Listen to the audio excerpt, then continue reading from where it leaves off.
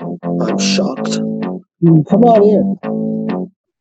Okay, so I'm here with Guy again, and we just started our conversation, and we I talked didn't about do it. Nobody saw me. You can't prove a thing. Okay, go ahead. yeah, that's right, right. So we're in a good mood, and the approach was really just to acknowledge that misrepresentation of people's positions or intentions, or that thought thesis that someone's trying to convey in the time honored tradition of dialogue and conversation. If it's misrepresented, it's, as Guy had just pointed out, a form of ad hominem attack that really is, and straw man actually is what you were referring to, but it's very disingenuous if you're going to Well, give somebody a it chance is to. in essence. I mean, it is in its very essence. I mean, it's axiomatically disingenuous.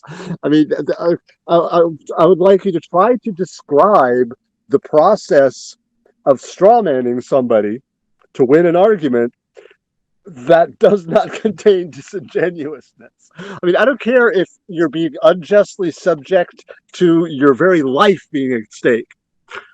You're still being disingenuous. You're still bullshitting. I mean, there is no escaping it.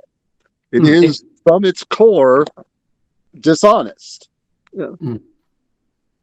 And so our sinning nature. Now I'm going to refer to more of a Judeo-Christian sort of perspective here, but the idea is that we're continuing to sin with our language, or it's just something we can't avoid. Is there any wisdom to that? Yeah. I mean, it does.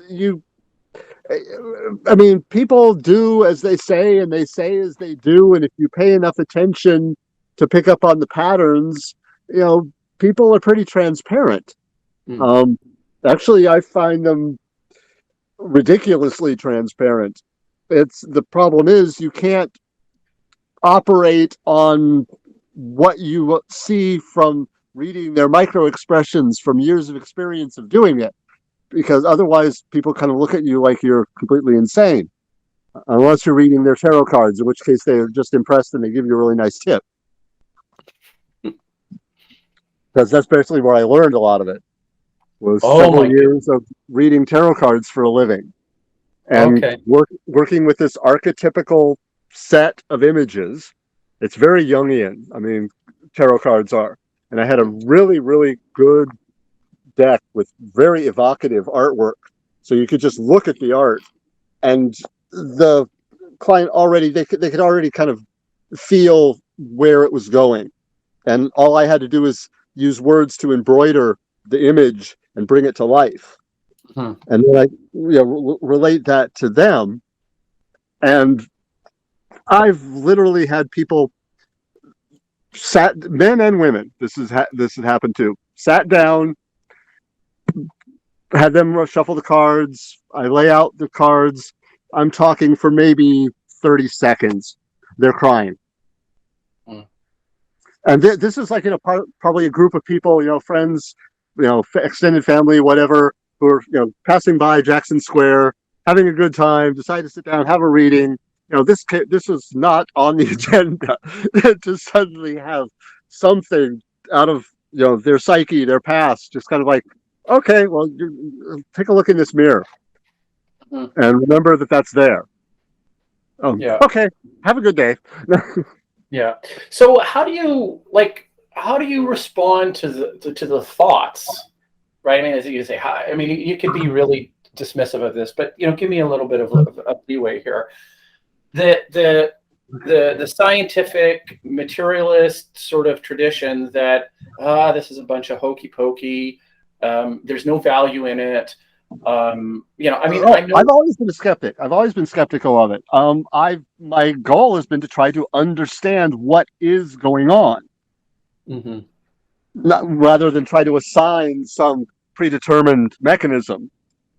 I did it for years. I literally have gone past the reading that I evolved wasn't about details of what is going to happen. It was more about the person and their vector in reality.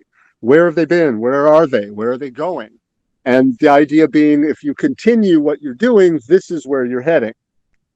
Mm. And the, as I say, the basic symbols of the standard traditional tarot decks, very Jungian collection of symbols. The deck that I was working from had a very eclectic source from artwork, and it wasn't really wedded to the complete traditional Rider-Waite, which it has its own problems from having been dragged through centuries of use. It is the best deck I've ever picked up. It's the only deck I've ever actually really used. It was given to me by a friend of mine from Renaissance Fair that I ran into when I was in New Orleans. I'm walking down Canal Street. She's walking up Canal Street. I stop. She stops. Look at each other. It's like, Cindy? Guy? It's like, we're 2,000 miles from where we belong. Oh, cool. Yeah. And just ran into each other. She was a reader. I had just hit town recently. I was actually selling lucky dogs to survive. This was right after college. And she read in tarot cards in a shop. And she's like, "Oh, you can do this." Gave me a deck. And I went off and I took 3 days to memorize it. With my theater background, I just kind of like flashcarded the deck, sat down and over 3 days memorized it. I gave her a reading. I gave a friend of hers that I didn't know a reading with, while she was watching. And she's like, "Oh, go, you can do it." And so I went and set up a table and I started doing it. And I did it for about 6 years total for a living. Wow. Yeah, it was pretty crazy. Off and on, I did computer consulting. Yeah. I actually was kind of running Xerox's physical plant of their PCs and stuff for Baton Rouge and New Orleans for a while. But there wasn't all that much for me to do. But so I moved kind of back and forth from that kind of. New Orleans is that kind of place. You can do that. Yeah. So would you make it apparent that let's say you get some momentum with your ideas and people are really starting to take you seriously. I mean, there's a physics convention and they're inviting Guy to participate in the convention. And is there a way to balance it where you can say, "Hey, I did this tarot card stuff. It was interesting and it was an experience, but I can separate it from a physics convention on quantum science or quantum physics." Hell no. Okay. Well, you as soon as you said quantum science, you just like totally, you went from on the edge to standing broad jump over into, oh, hell no. That would be no, it's all one thing. Because all I'm doing with the tarot cards, as far as I can see, is I'm using my understanding of what it is to be human, using a rather useful set of images, of what it is to be human, the different elements and aspects of being human. Right. And then I'm using that to kind of like just tell as detailed a story as I can without committing to anything So I go with the symbols. I mean, there's a certain amount of trick to it as far as you're leading them on. You're not saying as much as they think you're saying. And you have to to do it, you really have to be aware that you're doing it. You can't pretend to yourself at that level. Okay. You've got to know that, okay, the images is talking about, at the same time you go with the intuition you're getting from the images. And the more you go with it, the more accurate you're going to be. It's kind of bizarre the way it works. It's very counterintuitive on the conscious level. It's very much that's why I love the artwork of this deck, is I can just turn that analytical part off and just feel what the images are about. And when you've got multiple cards and the cards change in meaning depending on whether they're right side up or upside down, to the person I'm reading, not to me. I read it to what they're seeing. Okay. Why don't we? Which is kind of a trick. That's something that not I've written. Actually, I don't really know of readers that do that. That's kind of my own thing. I interpret the symbol as they first see it, Okay. and it's always worked for me.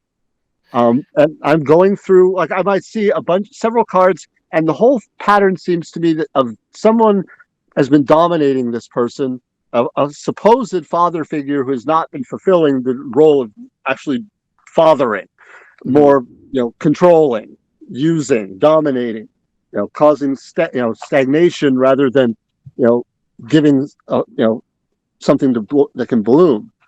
Right. Um, misusing their own knowledge, whatever, and I'll start talking about this stuff, Hmm. those aspects, and I watch them. I mean, you when you read, after you learn to read people, it's literally like a book. I mean, I can watch people that I don't really know listening to somebody or talking to somebody, and I know what's going on, in their subtext. Yeah. Yeah. Even if the person they're talking to has no idea what they just, saw. It's like I see all sorts of stuff. It Hmm. can be uncomfortable sometimes. I see too much. I care too much about what people are experiencing, Yeah. and Yeah. that opens the door to see it and feel it. I mean, that's the thing that I just posted recently about the friends with their mom, who was dying of cancer. Hmm. I mean, that was a straight up factual account. Okay. That occurred as described. Um, I walked. We actually are. My mother-in-law, her current hubby, is has multiple cancers, Uh-huh. and it's a rather black humor. I was joking with Alicia. It's like he can take as long as he needs to. I am not going for a ride with this one. It's like it's his life. He can take as long as it takes. I'm not going there this time. Hmm. And, What do you, and she knew exactly what I meant, even though she wasn't with me at that time. what did you mean? What's the nuance of that? Like it sounds you don't I you're did not want to experience. I didn't want to die with him. yeah. I didn't want to feel that again. I mean, hell no. That was I only expect to feel that one more time if I have to. Hmm. And I know that's only one option. I do not want to experience that again. It was literally the worst I have ever felt and remained conscious. Mm. I mean, the only things that have happened to me that were worse than that, I passed out like boom. I had a dentist almost kill me from a tooth infection. He pulled the infection and didn't give me antibiotics, just a prescription, which I told him there, I'm not going to be able to fill this for 24 hours. Less than 24 hours later, I was in intensive care with a tube in my throat. Mm. Wow. Yeah. I mean, I literally almost died. But that's the worst thing that's ever happened to me externally. This was the worst. And I'll tell you, recovery from that week in intensive care, oh man, I've never knew that you could feel that much better than you did before and still feel so horrible and then do it again and again and where you're like, I feel so much better. God, I still feel like crap. I feel so much better. It's like, God, how far down can you go to come back Wow. from? Wow. Yeah. Yeah. This was like, once it was over, it was over. It was like I opened a channel.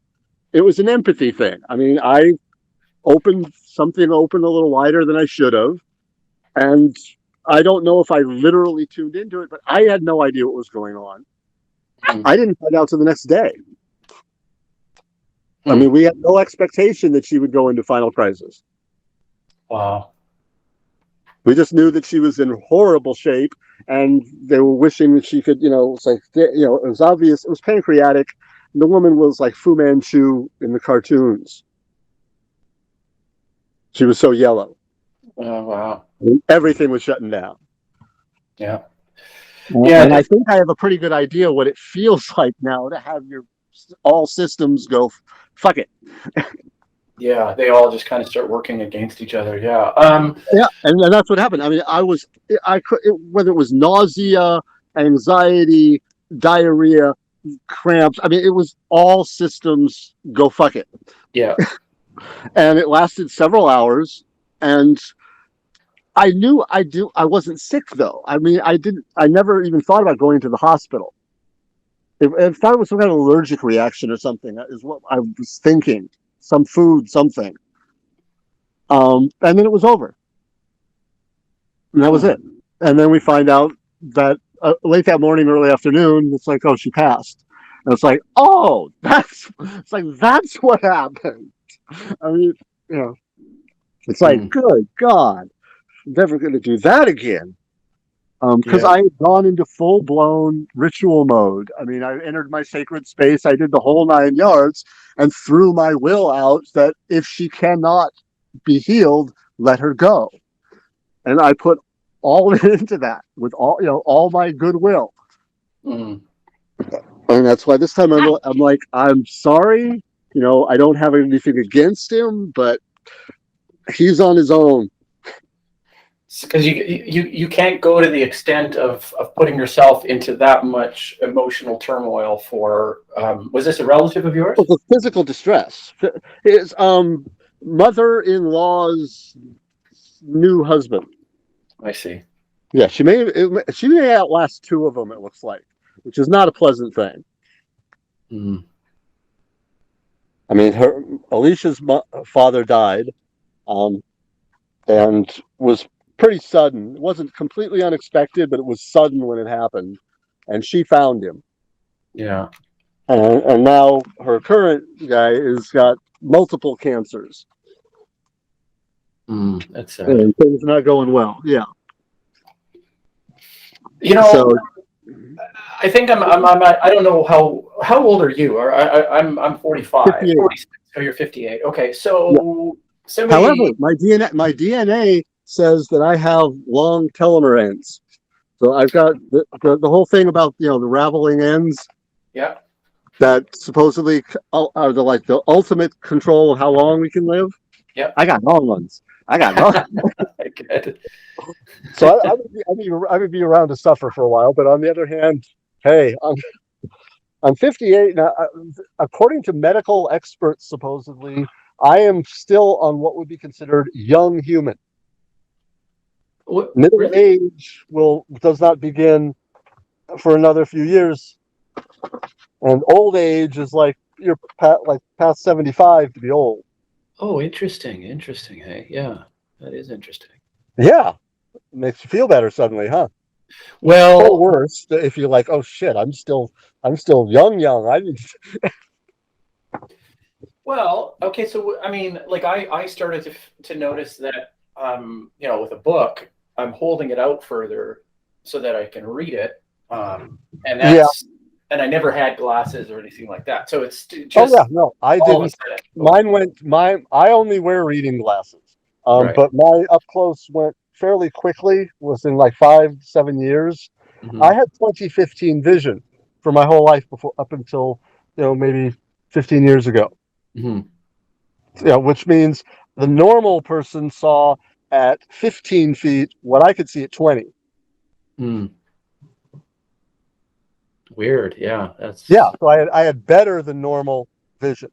I wasn't in Chuck Yeager territory, which was 2010, Hmm. but I was halfway. I was halfway from average to Chuck Yeager, so that's pretty damn good. Yeah, interesting. Interesting.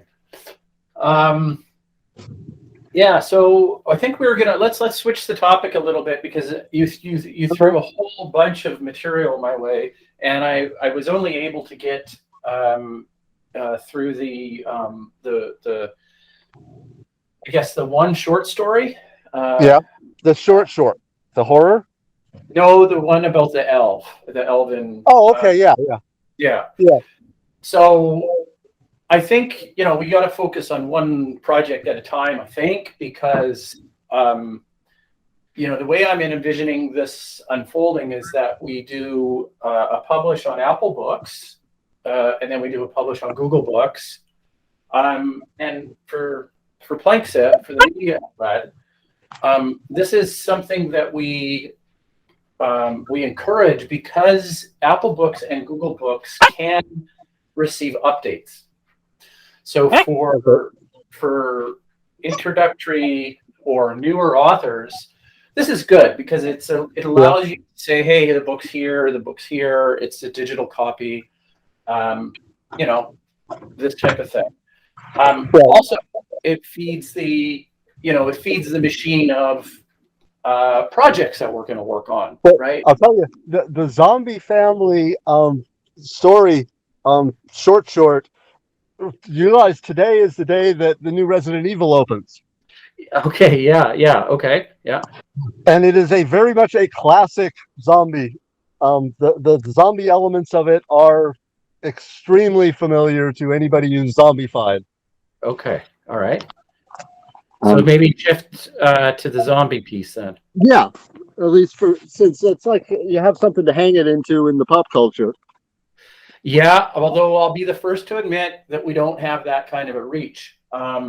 It is something. What you'll notice about the stage of our media outlet is that it has been tooth and nail to try and get any kind of following, newsletter, anything of the sort. And I am proud to say that we have over 10,000 email subscribers, but I would say more than half of them have unsubscribed. Now, this isn't anything it's just that the diverse group of people from academia, to my business background, Right. the when I say to somebody who's considering to create content, and if there's a part of that content creation that requires email newsletters, if you're like me and a majority of people, we just don't have time for, to scroll through and really read emails or Right. newsletters, right? It's just fuck it. We don't have time for that. Right. So yes, and this just brings up a larger conversation about what the value of a following is. Okay, and what are we actually doing here? What are we actually trying to build? This kind of thing, right? Right. And so the videos are always great because this is the opportunity for you to express yourself in a way that is the most authentic. I mean, I think it's one of the greatest gifts of modernity is the fact that we can record and put something as truthful a representation of what our thoughts and feelings are about something. That didn't Right. happen throughout history. That Right. if we had the ability to I don't know. Let's use Martin Heidegger for example. If we had said to him like, "What the fuck? You're being judged and condemned because you never said anything about, against, or why you were part of the Nazi Party." I mean, this is just one example, right? Right. But he's tainted because of that. And then in the same breath, an academic might call him the secret king of thought or refer to Hannah Arendt when she said that about him, right? So what happens is the controversy starts to dominate the conversation where we don't have definitive, people back and forth speculating this may be the way it is, but there's no Right. definitive like testimonial from somebody. And this is what we have an ability to do. Yeah. I'm You thinking know? the public lecture format does seem to be popular lately. Yeah, absolutely. And the idea of somebody who actually knows something and can be clever about explaining it. It's like this sudden revelation of like, wow, that's cool. Yeah, there's so Vervecki is somebody that I'd like you to check out. He's a Platonic philosopher, and he actually had a recent YouTube video with Jordan Peterson. I haven't watched it yet, and I don't know much about Vervecki, but I've had someone really point me in the direction because Do you know what the subject was on? Plato, I think. And Okay, religion. I haven't seen it. I should watch that though because I am not a Plato fan. See, and I am. This is really interesting how how our friendship will evolve because I'm a Socratic Taoist. okay, so let me think about that for a minute. A Socratic Taoist. Okay, so Yeah, I don't believe there's a old painting, old Chinese painting called The Vinegar Tasters. okay. It's about the three intellectual, I guess, masters of Chinese history. You have Confucius, the Buddha, and Lao Tse, Hmm. who was basically the Tao. And they each have to drink vinegar. Because, vinegar was actually sour wine, as they would call it. It's kind of a way to make something you would put into most water to make sure it didn't poison you. Oh, really? Okay. Well, yeah, I mean, before they had, everything chlorinated and everything, um, water safety, that was one of the reasons why wine was so popular so many places. Mm. Wine or beer or whatever was because it was safe. It didn't have something growing in it. Mm. Oh, I have a That would fascinating kill you. question, a fascinating speculative question in the area of conjecture, right? So the value is just more inquisitive. So, Okay. do you think that this the inhibitions that result physically in our consumption of alcohol, right? How much of this is based on a lineage of cultural acceptance of of the alcohol? There is a certain element of that to it, but every culture, everywhere, has always had some safety valve, tool that it uses.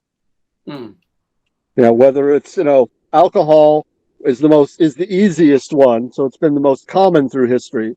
okay. But in any place that doesn't have alcohol has something else that And they do.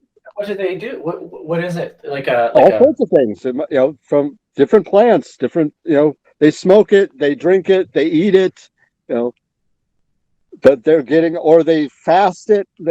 Even the fasting aesthetic is getting high on their metabolism. oh, interesting. Yeah. Okay. I mean, hell, you try fasting 30 days, you'll see visions. I guarantee it. Huh. Just can't tell you what they're going to be. Well, unless we break out the Toro cards, right? Oh no, even that. I could possibly put a character on what type you might get. That I could possibly get that.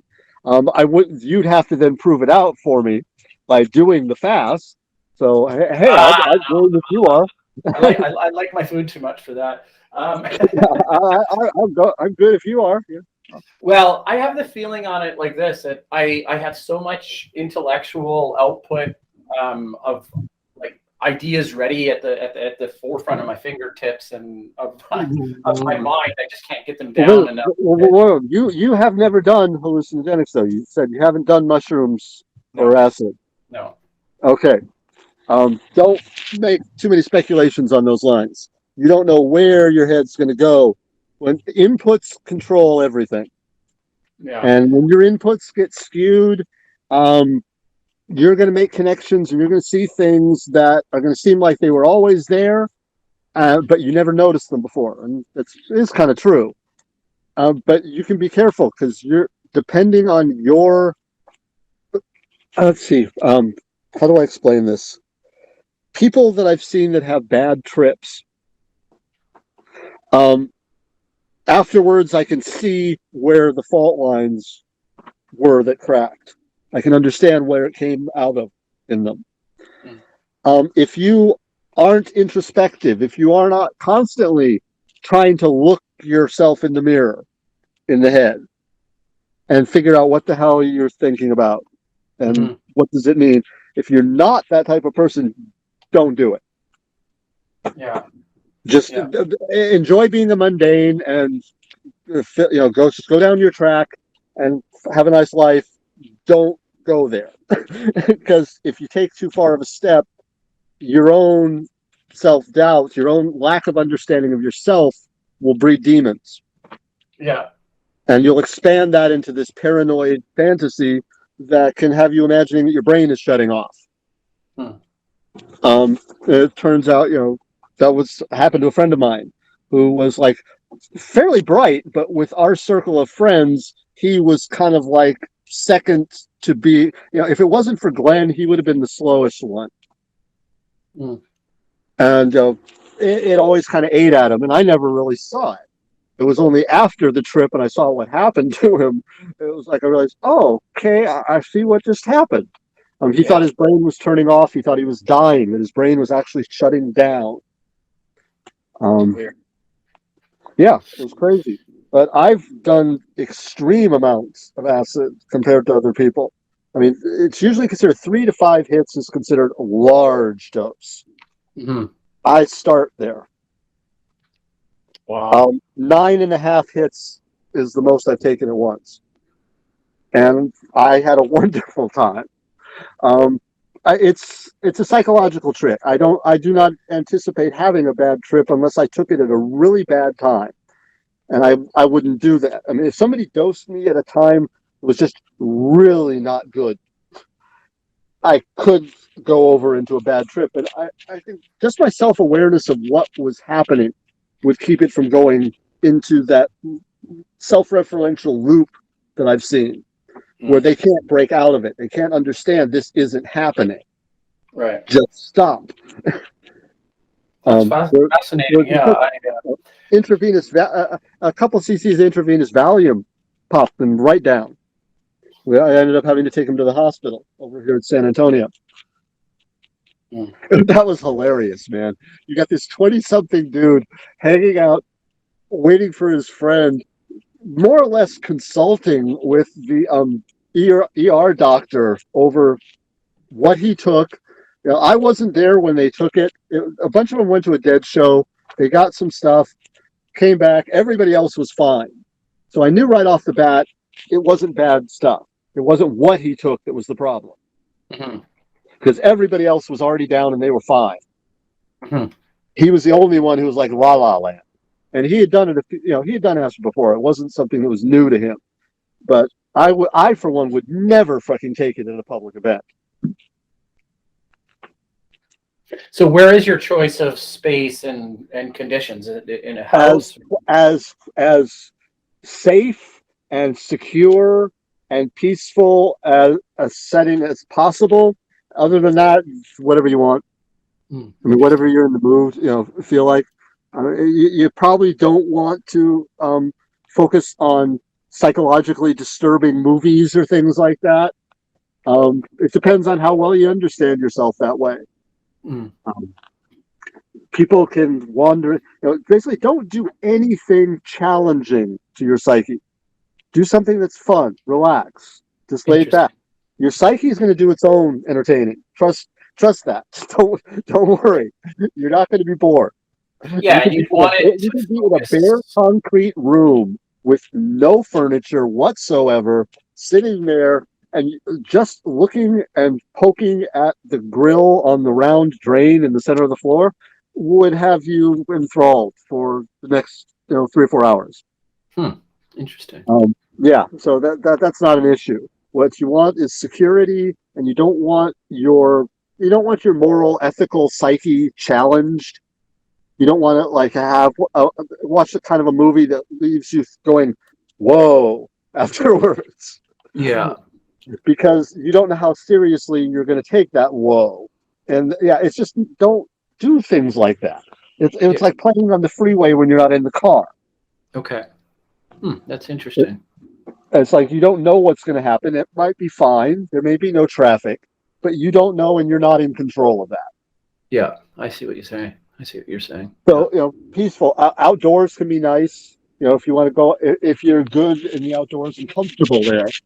I used to go when I was late teens, early 20s. Sometimes I would go drop a few hits and I would go up into the hills in the mountains, find a stream in the mountains, and just cry.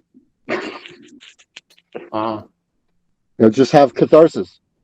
Yeah.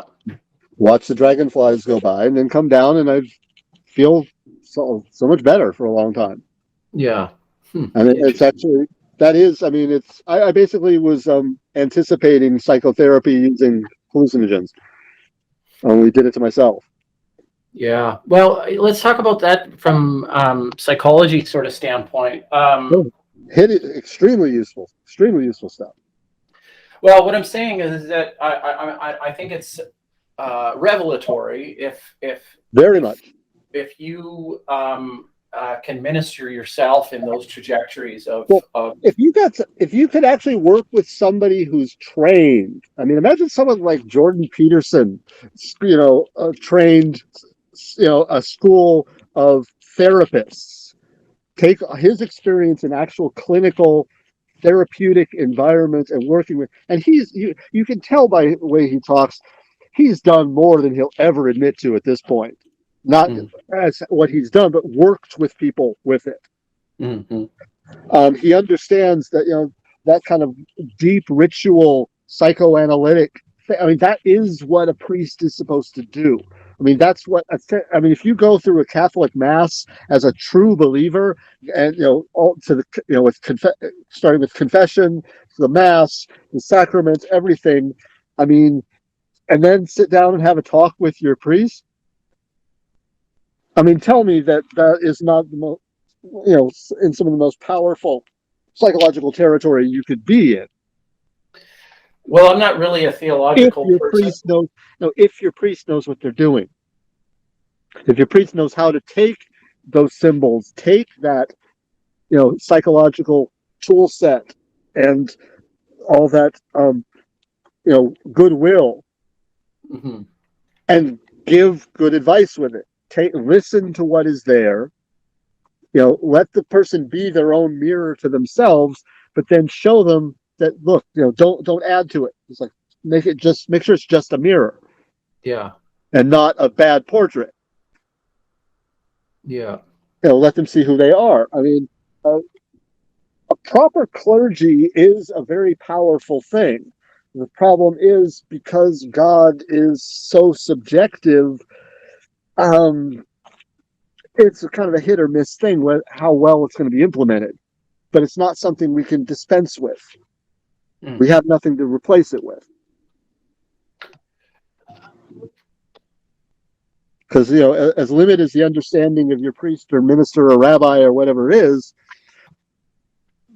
it's still as, you pays your price, you takes your choice. They're all barking up the same tree, but not one of them has the enough claw to get a real purchase and start climbing. yeah, yeah, yeah. It's a very God. I think will always be a very subjective thing. I mean, you can point the way. That's what I told people with my readings, which in its essence were kind of like religious psychological counseling. Hmm. Spiritual psychological counseling is what it amounts to. It's like, who are you? Where have you been? Where are you? And assuming that you continue doing the same dumbass things you've been doing, which we all tend to do, this is where you're going. This is what's down your looming in your future. And then it's up to them to push on any of those levers and make some changes Mm, to how they're looking at this or that, or how they're doing this or that, and to interesting. try to avoid or encourage the type of future they want, out of what I've talked about with them. So there's so much that's part of the potential.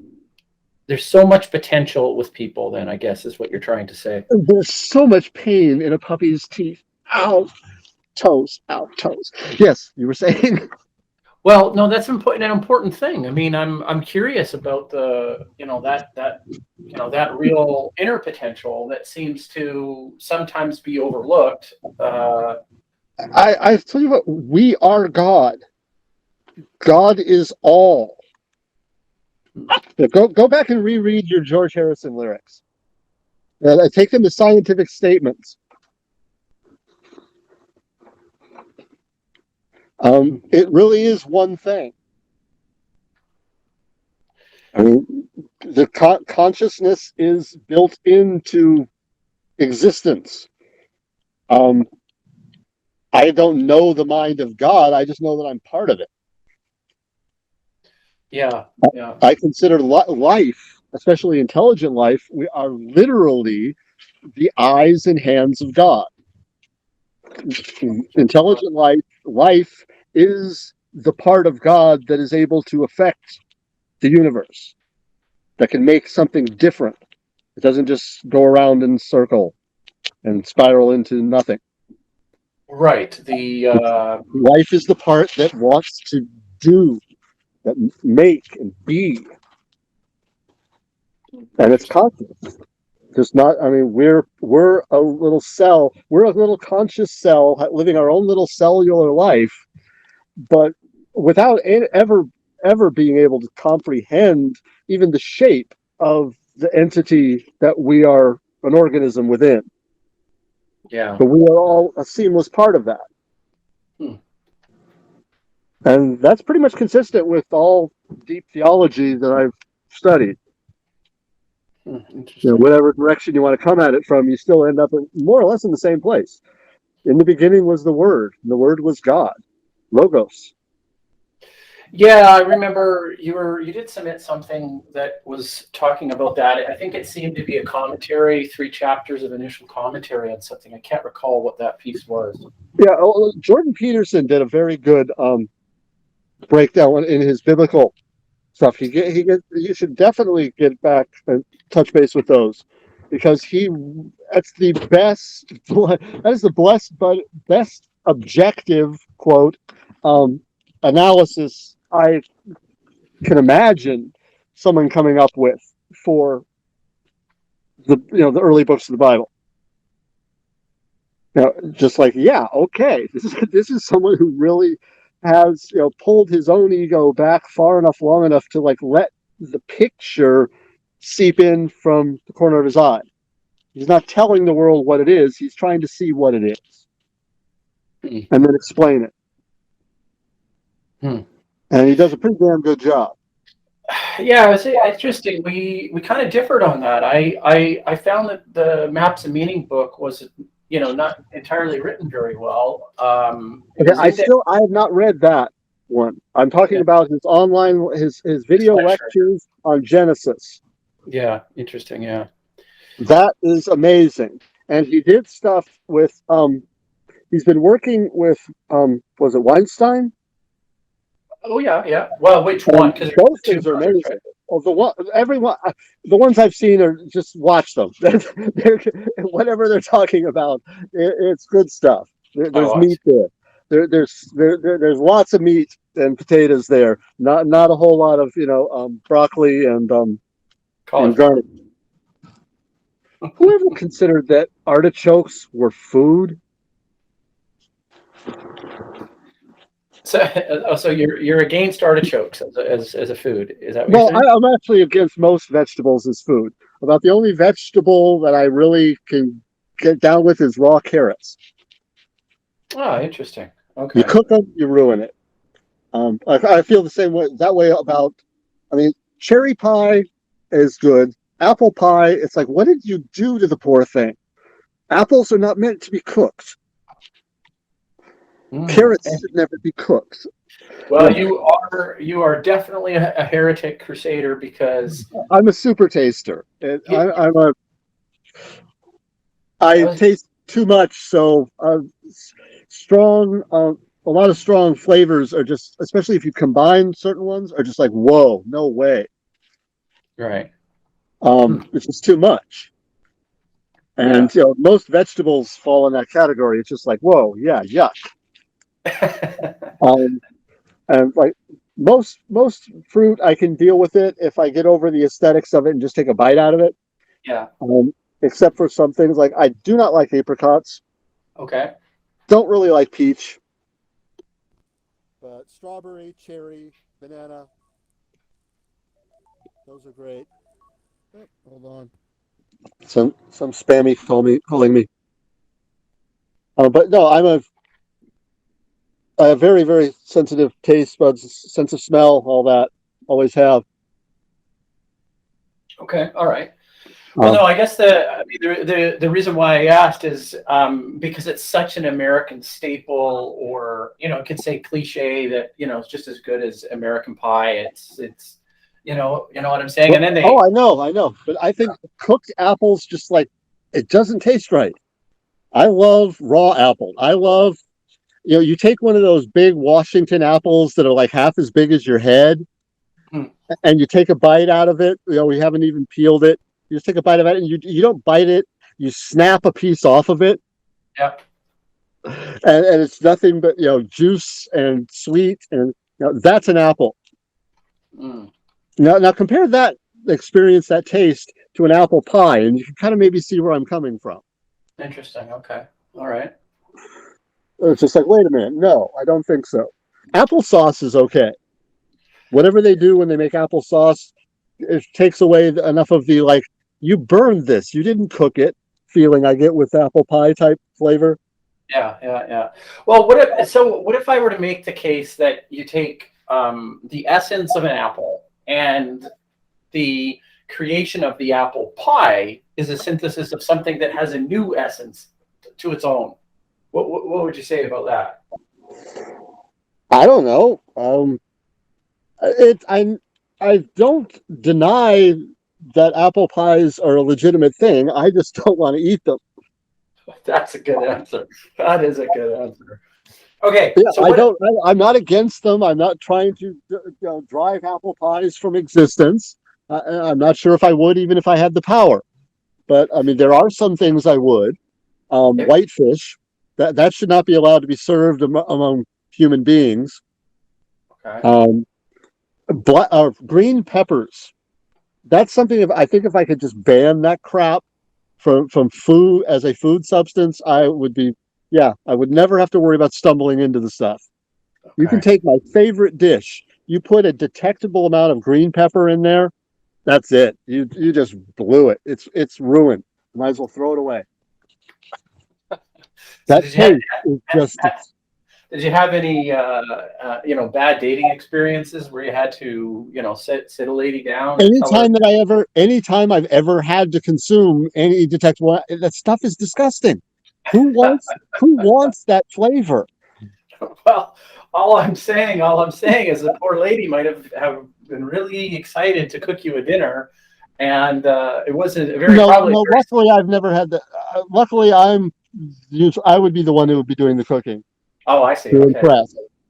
You know, simply because if I was just thinking about that, I mean, it would be women. I was thinking about a character. Imagine a woman who's like a woman who's imagining being able to have like ultraviolet marker on guys' foreheads. It'll be like, can cook, gives massages, so Yeah. they could just like put on the glasses and could see when just at first glance. It's like we'll Oh, never, can't cook either. You're that's funny. like, oh, watch it. You don't know what either is, but you just stay away. Yeah. Yeah. Can't cook on a dating profile, right? Yeah. Yeah. Yeah, Yeah. yeah. Can't So even like you just see this like letters appear that can't even cook. You're like, oh. yeah. Yeah. All right. So let me tell you a couple of the projects that we're working on, and I want to know if there's a way that you can see yourself. Tangentially, sort of like working with on any of these projects. So Okay. as our publication company moves into 2022, one of the focuses that we're going to be working on is the students from undergrad to graduate level. So about 20 to 28 is the age bracket. Yeah. And we're going to be reaching out to the student unions with a presentation. So, by all means, if you'd like to be part of the pre-screening for the presentation, just let me know. What would that entail? Just jumping on a meeting like this and going through a series of slides and provide feedback, this type of thing, right? Okay. The added benefit of this is that with the intake of the students, these are all $100 a month memberships with something a little bit different than what you and I do as content creators. Uh-huh.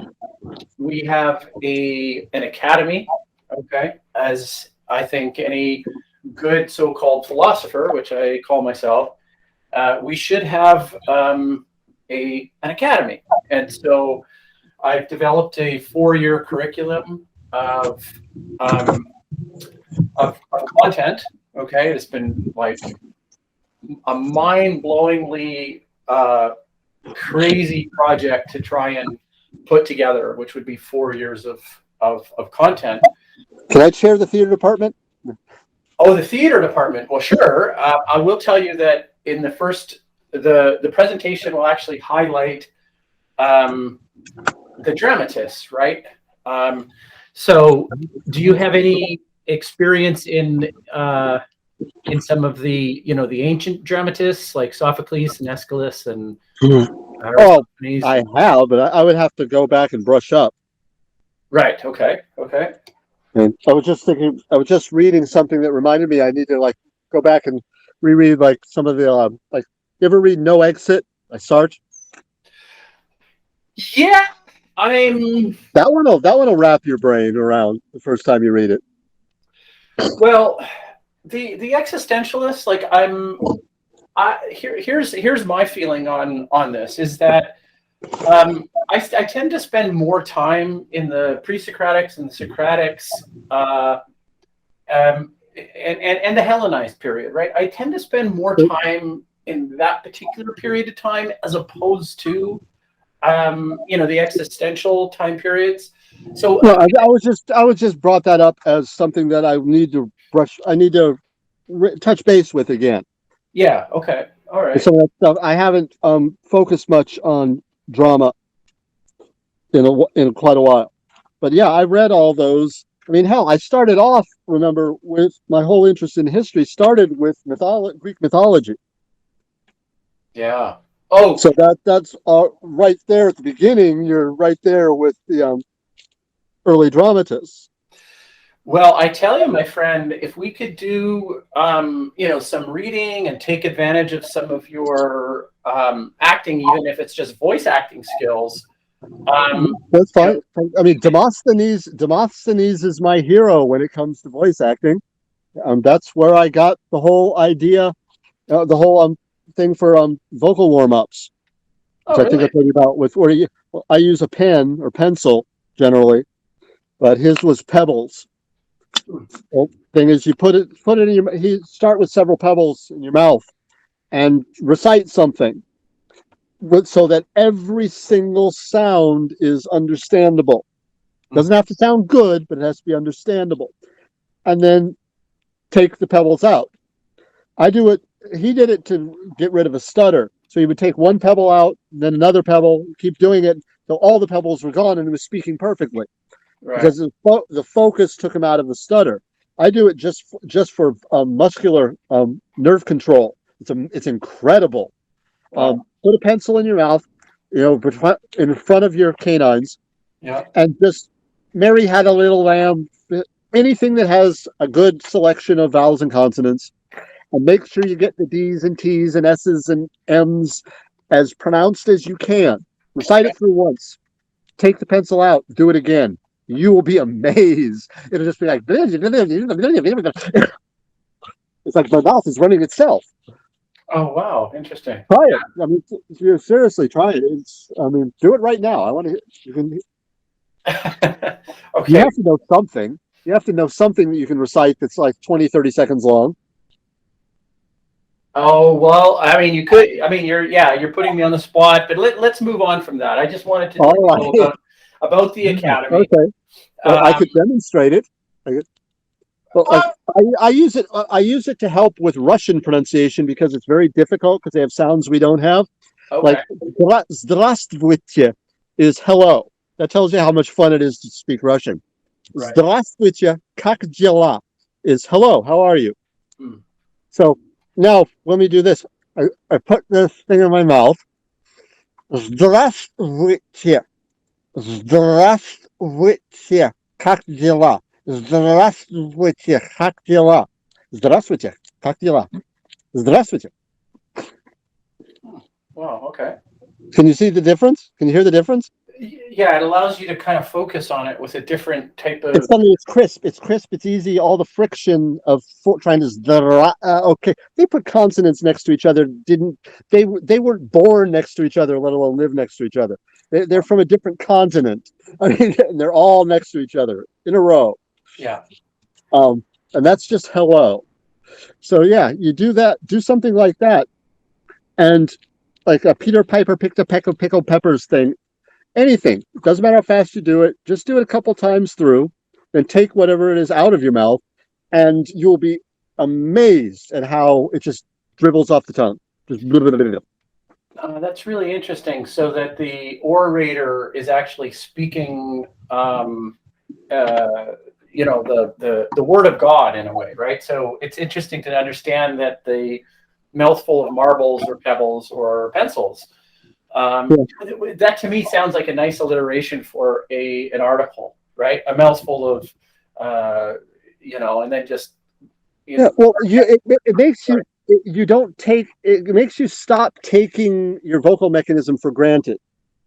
You're not just throwing this stuff out there, which also helps order your thoughts, not just your sounds, because you're putting more effort into it before it gets out of your mouth. Yeah. With the pebbles or with the pencil, you have to incorporate that into the whole process of getting the words out. And you do it until you can do it without having to think about it constantly, and then stop having to do it. And all of that mechanism that you've been reinforcing so that you don't have to focus on it to pronounce the stupid word while you focus on getting around the thing you're trying to get around. Yeah. Now all of a sudden there's nothing to get around, and you're just letting your vocal mechanism do its thing. It's like all the effort just disappeared, because the effort was to speak around the pencil, not to speak. You're relying on your own automatic, autonomic muscle memory, nerve memory of being an articulate speaker. Yeah. And you're bringing your focus away from that and putting it back into automatic, and then you're taking away the thing that's distracting you, and now you're just speaking. And your thoughts are free, but you have all this thought free. Your mouth is just speaking, and you have room to order the thoughts before they get there. Oh, interesting. Yeah. So it helps your mind. It helps your clarity of thought for speaking, as well as the actual enunciation and articulation. Okay. Good old Demosthenes. Yay, Demosthenes.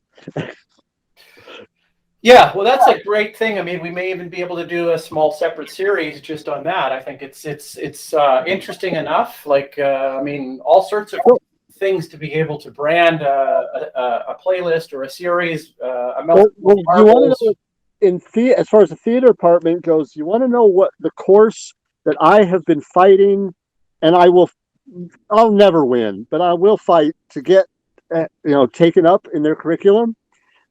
Audition. Oh, yeah.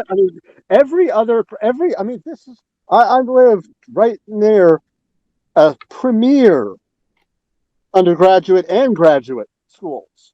I mean, it's a whole colony. It's Oxford, Cambridge type model. That's incredible. Okay. And if I go for a professional degree in any goddamn thing, you can be sure that there's some thought at some point of the way that I'm actually going to have to go out and get a job doing this, and maybe even have a career doing it.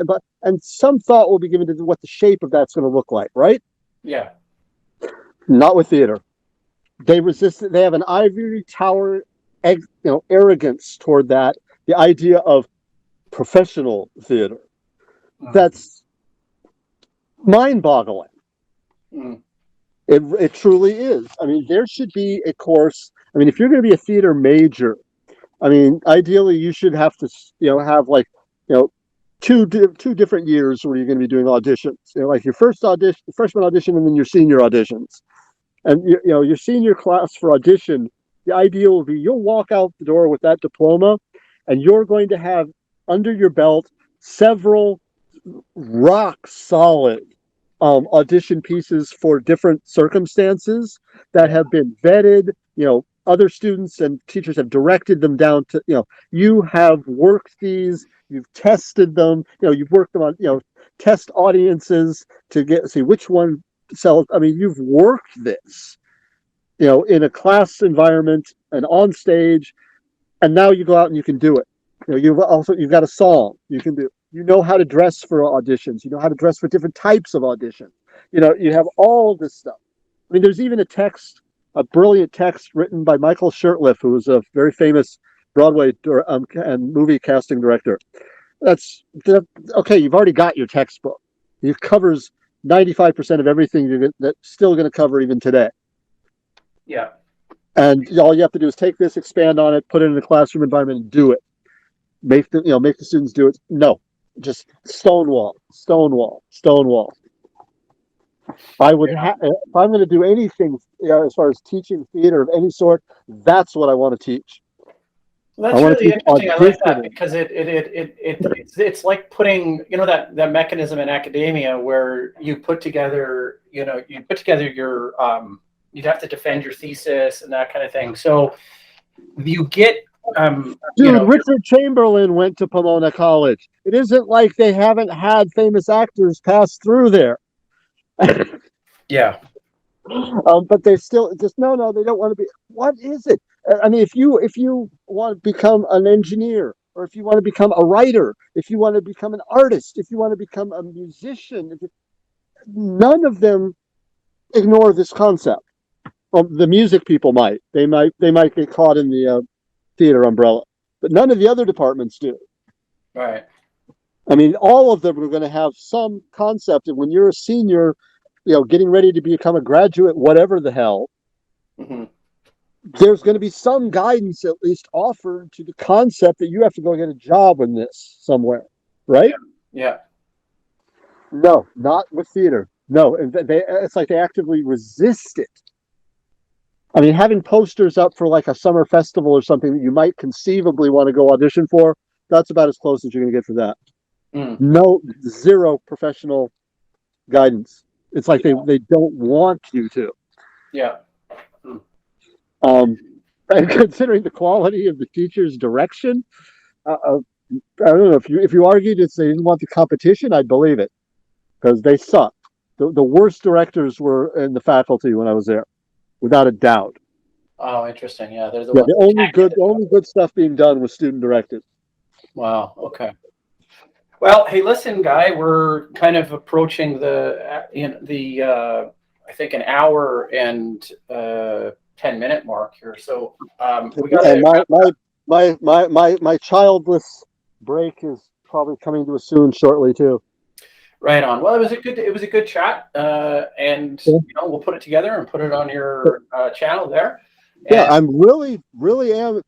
I lust after your reaction to the actual story ideas within some of that stuff, especially Quantime Cubicle. I think that one's going to make you go, whoa, several places.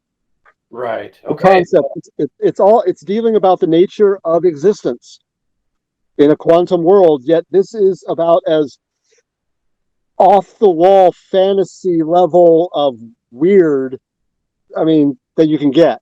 But this is like my attempt at a hard science fiction horror. Wow. Okay. It's a psychological horror. It's like if I've done it right, you think and you get the concept. It's kind of like you turn the page, stop and think a minute, and go, "Oh, fuck." Well, let's make that contagious then. So, okay, Yeah.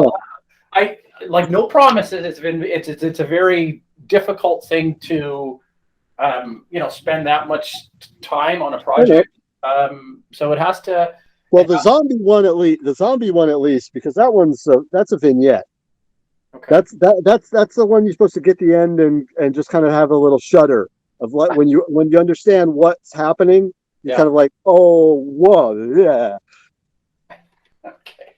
All right, my friend. So that's a wrap for today. And all righty. Well, you do take it again easy. Have fun. Okay. All right. Thanks, Guy. Bye-bye. Bye.